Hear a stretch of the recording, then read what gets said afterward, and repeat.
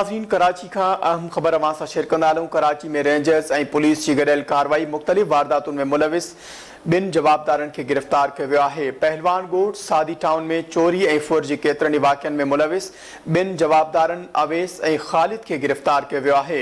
जवाबदारनि जे कब्ज़े मां हिकु 9mm pistol, mobile phone ऐं रोक रक़म हथ कई वई आहे। हिकु भेरो ॿीहर या ब्रेकिंग न्यूज़ नाज़रीन शेयर कंदा हलूं। कराची में रेंजर्स ऐं पुलिस गॾियल कार्रवाई कई आहे।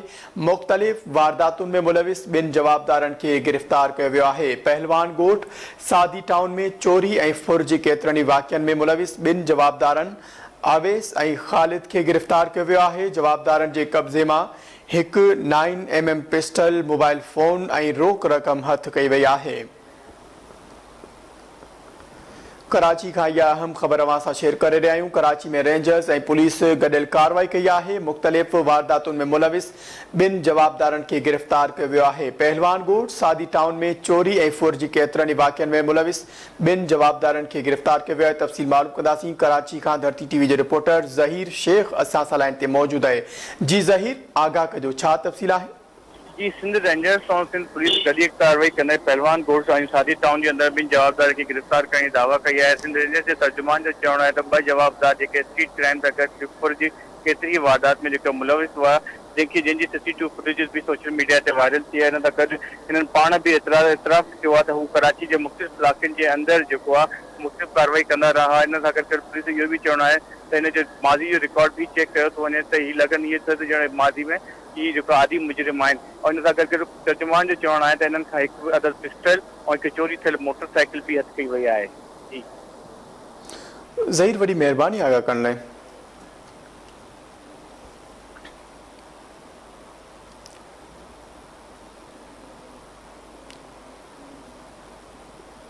नाज़रीन, हिते ॿी अहम ख़बर अवां सां शेयर कंदा हलूं। बाडह खां ॻोठ गंबलपुर में चुल्मा चिण गुथण सबबि बाहि लॻी आहे। 10 खां मथे घर सड़ी रख थी विया आहिनि।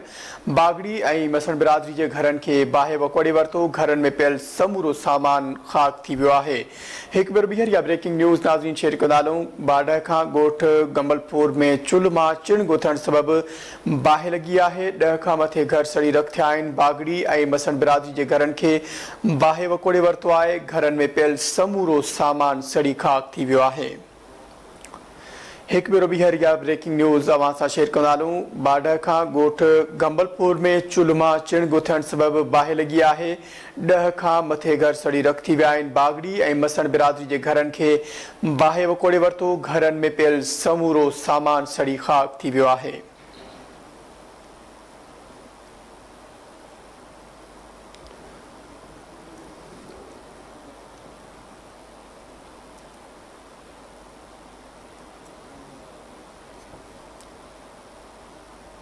घोटकी खां अहम ख़बर अवां सां शेयर कंदा हलूं। बाहि लॻण सबबि 3 घर अल तल समेत सड़ी रख थी विया आहिनि। दरगाह मियाणी शरीफ़ जे गादी नशीन जे हारिन जे घरनि खे बाहि लॻी वई आहे।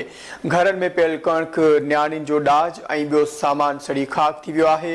हिकु भेरो ॿीहर या अहम ख़बर अवां सां शेयर कंदा हलूं। घोटकी खां बाहि लॻण सबबि 3 घर अल तल समेत सड़ी रख थी विया आहिनि। दरगाह मियाणी शरीफ़ जे गादी नशीन जे हारिन जे घरनि खे बाहि लॻी वई आहे। घरनि में पियल कणिक, न्याणियुनि जो ॾाज ऐं ॿियो समूरो सामान सड़ी खाक थी वियो आहे। घोटकी खां इहा अहम ख़बर अवां सां शेयर करे रहिया आहियूं। बाहि लॻण सबबि 3 घर अल तल समेत सड़ी रख थी विया आहिनि। दरगाह मियाणी शरीफ़ जे गादी नशीन जे हारिन जे घरनि खे बाहि लॻी वई। घरनि में पियल कणिक, न्याणियुनि जो ॾाज ऐं ॿियो समूरो सामान सड़ी रख थी वियो आहे।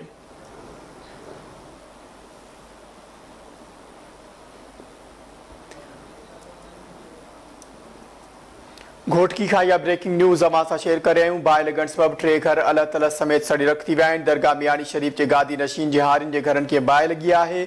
घरनि में पियल कणिक, न्याणियुनि जो ॾाज ऐं ॿियो सामान सड़ी खाक थी वियो आहे।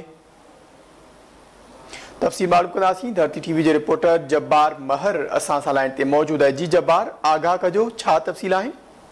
जी, मंज़र अव्हांखे ॿुधाईंदो रहां त घोटकी वेझो दरगाह मियाणी शरीफ़ में जेको आहे सो अचानक जेको आहे सो घरनि खे हारी जेको घरनि खे बाहि वकोड़ी आहे। बाहि लॻण सबबि 3 घरनि जो जेको सामान हो उहो सड़ी रख थी वियो आहे।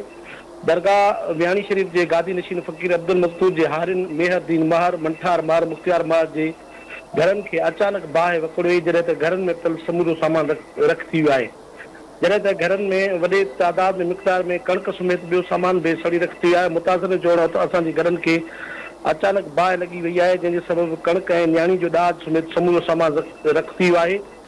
जॾहिं त असीं मिसकिन ऐं ग़रीब आहियूं, हिन वक़्तु बि जेको आहे सो असीं जेको आहे खुलियल आसमान हेठि वेठल आहियूं। हुननि बस वारनि खां मुतालबो कयो आहे त सिर्फ़ु जेको घर जो सामान सड़ी वियो उन में मदद कई वञे त जीअं घर जो जेको आहे जो ॿारे सघनि। जी जब्बार, वॾी महिरबानी आगाह करण लाइ।